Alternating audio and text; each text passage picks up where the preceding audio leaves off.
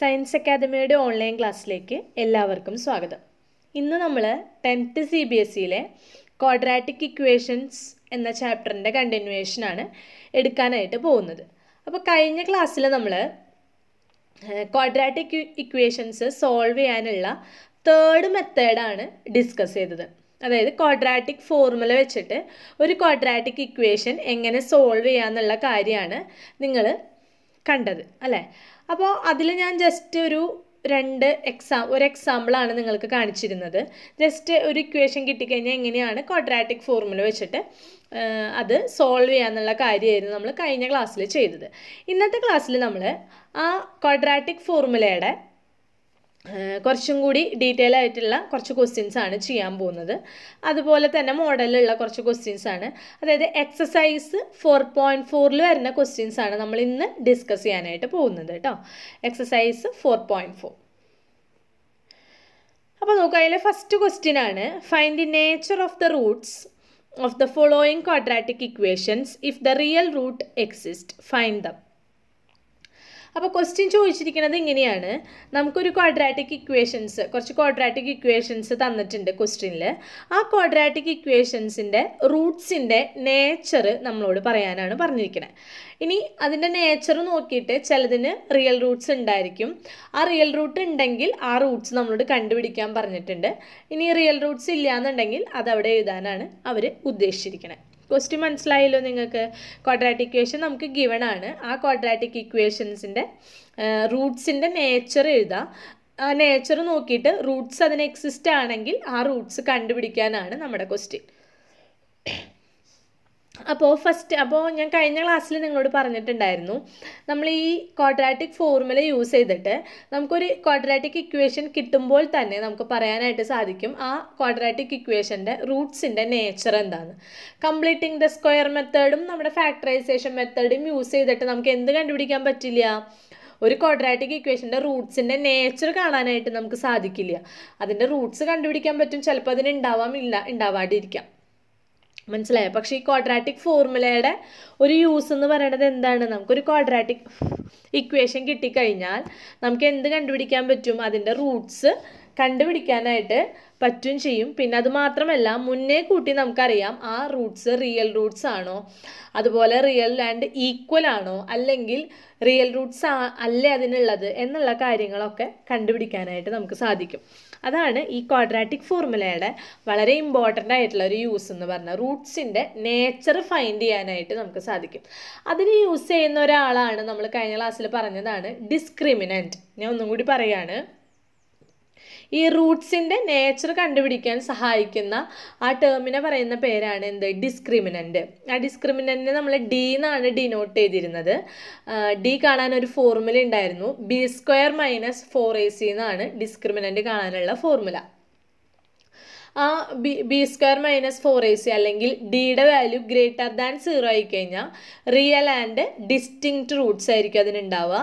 B² - 4ACയുടെ value =0 ആയാൽ അല്ലെങ്കിൽ ഡിയുടെ വാല്യൂ =0 വന്നാൽ അതിന് ഈക്വൽ ആൻഡ് റിയൽ റൂട്ട്സ് ആണ് ഉണ്ടാവുക. ഇനി അതുമല്ലെങ്കിൽ ഡിയുടെ വാല്യൂ <0 വന്നു കഴിഞ്ഞാൽ അതിന് റിയൽ റൂട്ട്സ് ഇല്ല, നമുക്ക് കണ്ടുപിടിക്കാനായിട്ട് സാധിക്കില്ല. ഇങ്ങനെയാണ് 3 നേച്ചർ നമ്മൾ കഴിഞ്ഞ ക്ലാസ്സിൽ പറഞ്ഞത്. ഓക്കെ അല്ലേ? അപ്പോൾ അത് വെച്ചിട്ടാണ് നമ്മൾ ഈ ക്വസ്റ്റ്യൻ ചെയ്യാൻ പോകുന്നത് കേട്ടോ. അപ്പോൾ ശ്രദ്ധിക്കുക, ഫസ്റ്റ് ക്വസ്റ്റ്യൻ തന്നിരിക്കുന്നത് 2x² - 3x + 5 = 0 എന്നാണ് തന്നിരിക്കുന്നത്. ഓക്കെ അല്ലേ? അപ്പോൾ ഫസ്റ്റ് ക്വസ്റ്റ്യൻ കിട്ടുമ്പോൾ തന്നെ നമ്മൾ എയുടെ വാല്യൂ എഴുതി, ബിയുടെ വാല്യൂ എടുത്ത് എഴുതി, സിയുടെ വാല്യൂ എടുത്ത് എഴുതി. എയുടെ വാല്യൂ എത്രയാണ്? അവിടെ x² കോയിഫിഷ്യൻ്റ് ആണ് അല്ലേ എ എന്ന് പറയുന്നത്. അപ്പോൾ x² കോയിഫിഷ്യൻ്റ് അവിടെ 2 ആണ് തന്നിരിക്കുന്നത്. അപ്പോൾ a = 2 എന്ന് കിട്ടി. ബിയുടെ വാല്യൂ നമുക്ക് -3 ആണ്. സോ b is -3, എക്സിൻ്റെ കോയിഫിഷ്യൻ്റ് കേട്ടോ. കോൺസ്റ്റൻറ്റ് ടേം ആണ് സി എന്ന് പറയുന്നത്. ഇവിടെ കോൺസ്റ്റൻറ്റ് ടേം 5 ആണ്. അപ്പോൾ ഞാൻ c = 5 എന്ന് കിട്ടി. ഇനി ഞാൻ ഡി കണ്ടുപിടിക്കാൻ പോവാണ്, അതായത് ഡിസ്ക്രിമിനൻറ്റ് കണ്ടുപിടിക്കാൻ പോവാണ്. ഡി = നമുക്കറിയാം എന്താണ്? B² - 4AC എന്നറിയാം ഡിസ്ക്രിമിനൻറ്റ് കാണാനുള്ള ഫോർമുല. ആ എയുടെയും ബിയുടെയും സിയുടെയും വാല്യൂ ഞാൻ അവിടെ സബ്സ്റ്റിറ്റ്യൂട്ട് ചെയ്ത് കൊടുത്തു. അപ്പോൾ എനിക്ക് കിട്ടിയ ആൻസറാണ് 9 - 40 - 31 എന്ന് കിട്ടി. നെഗറ്റീവ് എന്ന് പറഞ്ഞു കഴിഞ്ഞാൽ നമുക്കറിയാം അതെന്താണ്? <0 ആണ് അല്ലേ. അപ്പോൾ -31 is <0. അപ്പോൾ എന്താ കിട്ടിയത് നമുക്ക്? B square minus 4ac less than 0 എന്നാണ് കിട്ടിയത്.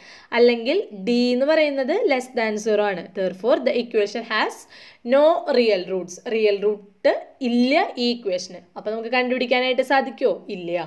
അപ്പോൾ അത് ചെയ്യേണ്ട ആവശ്യമില്ല, ജസ്റ്റ് അത് മാത്രം എഴുതി വെച്ചാൽ മതി. ഇവിടെ റിയൽ റൂട്ട്സ് ഇല്ലാത്ത കാരണം നമുക്കത് കണ്ടുപിടിക്കാനായിട്ട് സാധിക്കില്ല. അപ്പോൾ ഇവിടെ വെച്ചിട്ട് ആ ക്വസ്റ്റ്യൻ സ്റ്റോപ്പായി.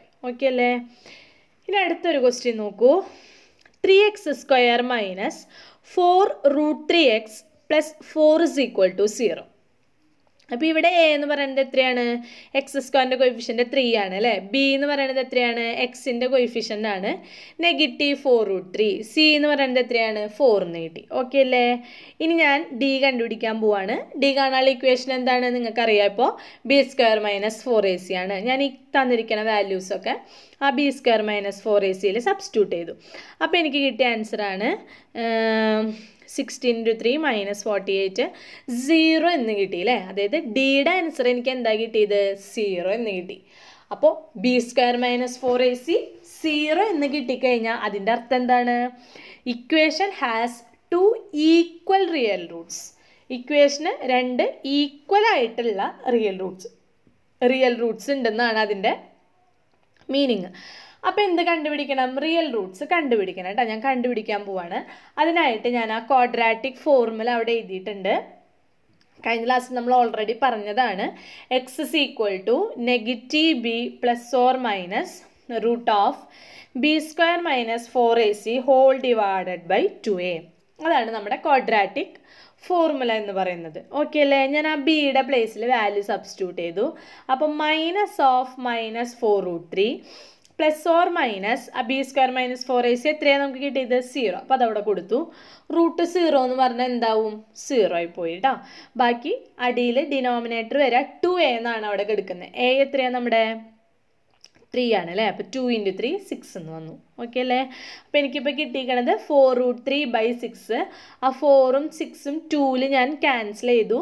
അപ്പോൾ എനിക്ക് കിട്ടുക 2√3/3 എന്ന് കിട്ടി. ഇനി ഞാൻ വേണമെങ്കിൽ ഒന്നും കൂടി സിംപ്ലിഫൈ ചെയ്യാനായിട്ട് ആ 3യുടെ പ്ലേസിൽ, അതായത് ഇപ്പോൾ നമുക്ക് കിട്ടിയിരിക്കണ ആൻസർ 2√3/3 എന്നാണ്. ഞാൻ വീണ്ടും എന്ത് ചെയ്യാൻ പോവാണ്? ആ 3നെ മാറ്റിയിട്ട് ഞാൻ √3 × √3 എന്നാക്കി. ഓക്കെ അല്ലേ? ആ 3ക്ക് പകരം √3 × √3 എന്ന് കൊടുത്തു. അപ്പോൾ ഒരു √3 കട്ട് ചെയ്ത് പോയി. ഓക്കെ അല്ലേ? അപ്പോൾ കിട്ടിയ ആൻസർ എത്രയാ? 2/√3 ആൻഡ് 2/√3 എന്നായിരിക്കും നമ്മുടെ റൂട്ട്സ്. അപ്പോൾ ഒരെണ്ണം കിട്ടിയിട്ടുള്ളൂ. അപ്പോൾ അടുത്തതും എന്ത് തന്നെയായിരിക്കും? 2/√3. കാരണം നമ്മൾ പറഞ്ഞിട്ടുണ്ട് നമ്മുടെ ഇക്വേഷന് ഈക്വൽ ആൻഡ് റിയൽ റൂട്ട്സ് ആണ്. ഈക്വൽ ആണ് നമ്മുടെ റൂട്ട്സ്. അപ്പോൾ ഒരെണ്ണം 2/√3 ആണെങ്കിൽ മറ്റത് എന്ത് തന്നെയായിരിക്കും? 2/√3 തന്നെ. ഓക്കെ അല്ലേ? ഇതാണ് ഈ ഇക്വേഷൻ്റെ റൂട്ട്സ് വരിക. ഇനി അടുത്തൊരു ക്വസ്റ്റ്യൻ നോക്കാം. 2x² minus 6x + 3 = 0. ഇവിടെ എന്ന് പറയുന്നത് എത്രയാണ്? 2 ആണ് അല്ലേ? ബി എത്രയാ? -6. അതൊക്കെ അറിയില്ലേ നിങ്ങൾക്ക്? x² കോയിഫിഷ്യൻ്റ് ആണ് a എന്ന് പറയുന്നത്, എക്സിൻ്റെ കോയിഫിഷ്യൻ്റ് ആണ് b എന്ന് പറയുന്നത്, കോൺസ്റ്റൻ്റ് ടേം ആണ് c എന്ന് പറയുന്നത്. ഓക്കെ, അപ്പോൾ ഞാൻ എന്ത് കണ്ടുപിടിക്കണം? b² മൈനസ് 4ac കണ്ടുപിടിക്കണം. അവിടെ സബ്സ്റ്റിറ്റ്യൂട്ട് ചെയ്തു. കിട്ടുന്ന ആൻസർ എത്രയാണ്? 36 - 24 12 എന്ന് കിട്ടി. 12 എന്ന് പറയുന്നത് ഒരു പോസിറ്റീവ് നമ്പർ ആണ് അല്ലേ? സോ നമുക്ക് പറയാം എന്ത്? It is greater than 0. അപ്പോൾ എന്താ കിട്ടിയത്? നമ്മുടെ b² മൈനസ് 4ac എന്ന് പറയുന്നത് 0നേക്കാളും ഗ്രേറ്റർ ആയി അല്ലേ? അപ്പോൾ അതിൻ്റെ മീനിങ് എന്താ?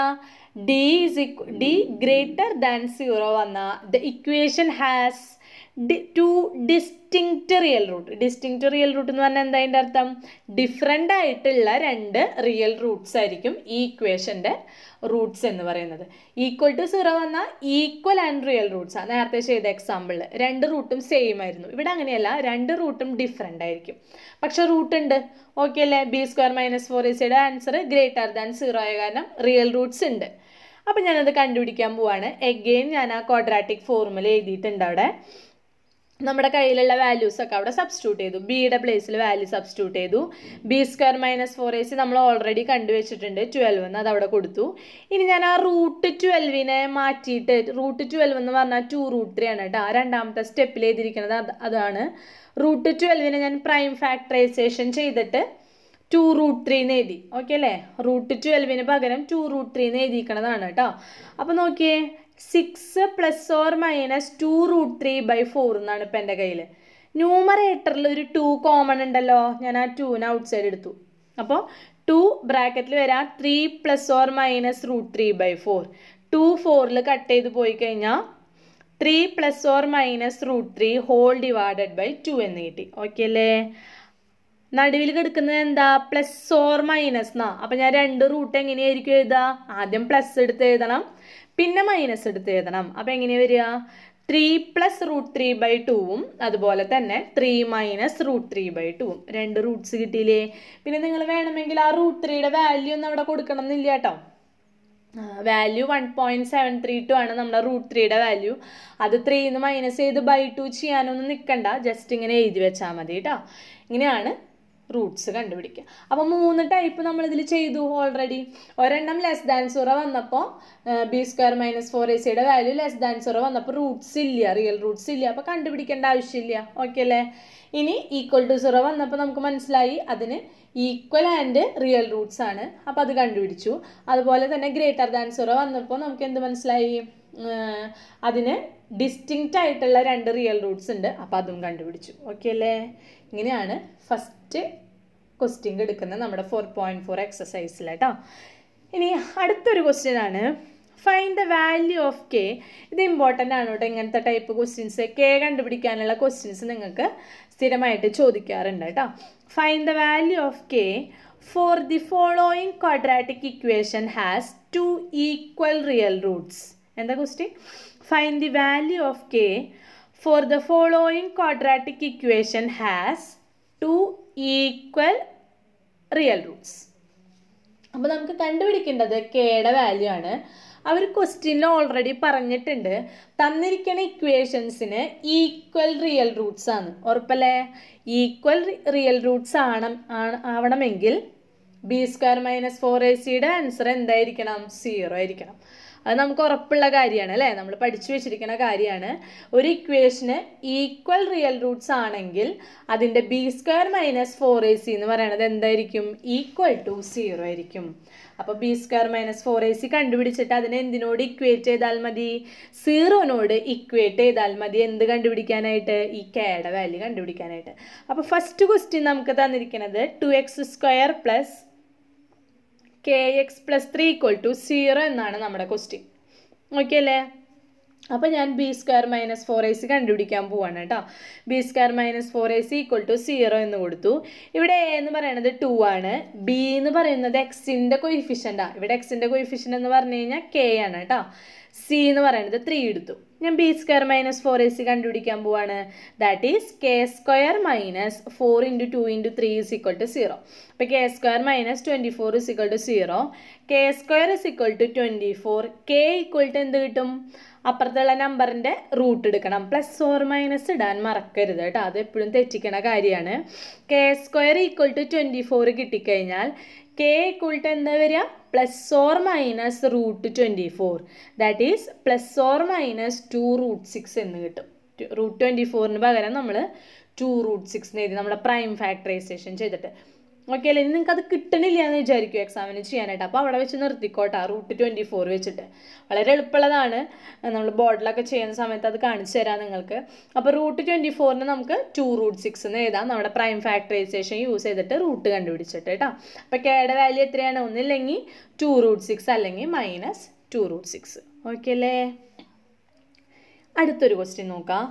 kx × x - 2 + 6 = 0.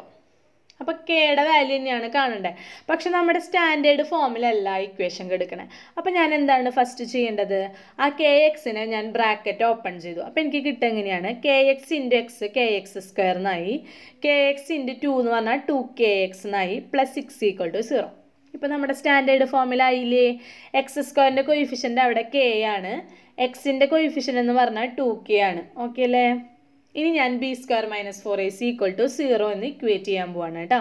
അപ്പോൾ a എന്ന് പറയുന്നത് k, b എന്ന് പറയുന്നത് 2k എക്സിൻ്റെ കൊയിഫിഷ്യൻ്റ്, c എന്ന് പറയുന്നത് 6. ഞാൻ അതിൽ സബ്സ്റ്റിറ്റ്യൂട്ട് ചെയ്യുമ്പോൾ 2k² - 4 × k × 6 = 0. That is 2kനെ square ചെയ്യുമ്പോൾ 4k² - 24k = 0. രണ്ട് ടേമിൽ എന്ത് കോമൺ ഉണ്ട്? ഒരു 4k കോമൺ ഉണ്ട് അല്ലേ? 4k ഔട്ട് സൈഡ് എടുത്തു കഴിഞ്ഞാൽ ബാക്കി ബ്രാക്കറ്റിൽ വരാം k മൈനസ് 6 ഈക്വൽ ടു 0. ഞാൻ ഇക്വേറ്റ് ചെയ്യാൻ പോവാണ്. 4k equal to 0 then k equal to 0 എന്ന് കിട്ടി. അതുപോലെ തന്നെ k minus 6 equal to 0 k is equal to എന്ത് കിട്ടും അതിൽ നിന്ന് 6 എന്ന് കിട്ടി. അപ്പോൾ kക്ക് 2 വാല്യൂ കിട്ടിയില്ലേ? kയുടെ വാല്യൂ ഒന്നുമില്ലെങ്കിൽ 0 ആവാം, അല്ലെങ്കിൽ kയുടെ വാല്യൂ 6 എന്ന് കിട്ടും. ഓക്കെ ആണോ? ഇങ്ങനെയാണ് kയുടെ വാല്യൂ കണ്ടുപിടിക്കുന്ന ക്വസ്റ്റ്യൻസ് നമ്മൾ ചെയ്യാം. ഓക്കെ അല്ലേ? അപ്പോൾ ഈ 4.4 എന്ന് പറഞ്ഞ എക്സസൈസിലെ ഫസ്റ്റ് ക്വസ്റ്റ്യൻസിൽ 2-3 സബ് ഡിവിഷൻസ് ഉണ്ട്. അതുപോലെ തന്നെ സെക്കൻഡ് ക്വസ്റ്റ്യനിലുള്ള 2 സബ് ഡിവിഷൻസ് ഉള്ള ക്വസ്റ്റ്യൻസ് ആണ് നമ്മൾ ഇന്ന് ചെയ്തത്. അടുത്ത ക്ലാസ്സിൽ നമ്മൾ ഇതിൻ്റെ ബാക്കി ഭാഗം ഡിസ്കസ് ചെയ്യുന്നതായിരിക്കും. ബാക്കി ഇതിൽ കുറച്ച് വേർഡ് പ്രോബ്ലംസ് വരുന്നുണ്ട്. ആ വേർഡ് പ്രോബ്ലംസ് നമ്മൾ ഈ ക്വാഡ്രാറ്റിക് ഫോർമുല വെച്ചിട്ട് വളരെ എളുപ്പമായിട്ട് സിമ്പിൾ ചെയ്യാനായിട്ട്, അതായത് എന്താ പറയുക, സൊല്യൂഷൻ കണ്ടുപിടിക്കാനായിട്ട് സാധിക്കും കേട്ടോ. അപ്പോൾ നിങ്ങൾ ഇത്രയും ഭാഗം നിങ്ങൾക്ക് മനസ്സിലായെന്ന് വിചാരിക്കുകയാണ്. നിങ്ങൾ ക്ലാസ്സിൽ ഈ ചാപ്റ്റർ എടുത്തിട്ടില്ല എന്നുണ്ടെങ്കിലും ഇത് ജസ്റ്റ് ഒന്ന് നോട്ട് എഴുതി വെക്കുക. എന്തായാലും നിങ്ങൾക്ക് സ്കൂളുകളിൽ എന്തായാലും ഈ ചാപ്റ്റർ എടുക്കുന്നതാണ്. അപ്പോൾ കറക്റ്റായിട്ട് നോട്ടൊക്കെ എഴുതി വെച്ച് പോവുക. ക്ലിയർ ആയിട്ട് എല്ലാ ടോപ്പിക്കും മനസ്സിലാക്കി വെച്ച് പോവുക കേട്ടോ. കാരണം ഇതിൻ്റെയൊക്കെ കണ്ടിന്യൂവേഷനാണ് ഇനിയുള്ള കുറേ ചാപ്റ്ററുകളിലൊക്കെ നിങ്ങൾ പഠിക്കാൻ പോകുന്നത്. അത് മാത്രമല്ല +1ലേക്ക് വന്നാലും, നിങ്ങൾ 10th കഴിഞ്ഞിട്ട് +1ലേക്ക് വന്നാലും ഈ ക്വാഡ്രാറ്റിക് ഫോർമുലയൊക്കെ വളരെ ഉപയോഗപ്രദമായിട്ടുള്ളൊരു ഫോർമുലയാണ്. നിങ്ങൾക്ക് ഈ ഇക്വേഷൻസ് ഒക്കെ സോൾവ് ചെയ്യുന്ന കേസിൽ നമ്മൾ ഇനിയുള്ള ക്ലാസ്സുകളിലൊക്കെ നമുക്കിത് ആവശ്യമായിട്ട് വരും. അപ്പോൾ നിങ്ങൾക്ക് ഈ കൺസെപ്റ്റ് ക്ലിയർ ആയെന്ന് വിചാരിക്കുകയാണ്. അപ്പോൾ അടുത്ത ക്ലാസ്സിൽ നമ്മൾ ഇതിൻ്റെ ബാക്കി എക്സസൈസിൻ്റെ ബാക്കി ക്വസ്റ്റ്യൻസ് ഡിസ്കസ് ചെയ്യുന്നതാണ്. Okay, thank you.